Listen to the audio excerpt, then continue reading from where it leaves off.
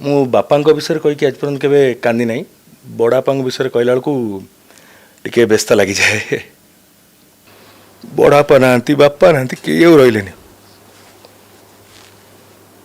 एडे बड़ घर आम 22 जन 23 जन मेम्बर भाया सब मिसीगले घरे भी कई ना मुझे निजक क्षमा कर पारिनी से जगन्नाथ क्षमा करें फल आज आरंभ हो वर्ष सॉरी आपन बहुत भाव प्रवण कली आपन लुहर कारण हेली क्षमा मागी दउछि आपण कारण नहंती केबेले भी सॉरी मन मते भी खराब लागुछि स्टूडियो को डाकी छि इनवाइट करि छि आपण मो प्रश्न रे आपन आखिरे लुह आसुछि ठीक अछि आमे आगु को बढ़िबा आज्ञा मात्र 32 वर्ष बयस देशर सर्वकनिष्ठ सांसद भाव में आपण राज्यसभा को जाइए ए प्रसंग गोटे चर्चा भी होता आलोचना होता आप जो कहते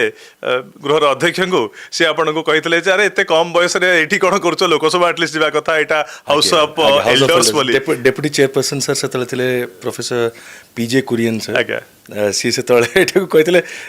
माने this is house of elders अच्छा आम राज्यसभा देखुलु आप बहुत सुंदर भाव अभिभाषण रखुले इंग्रेजी भाषा अभिभाषण रखुले हिंदी भाषा अभिभाषण रखुले राज्यर विभिन्न प्रसंग को आप उठाउले साबासी पाउले मो प्रथम स्पीच जो मुझे मेडन स्पीच भी राज्यसभा जोटा जो विषय आप कथा है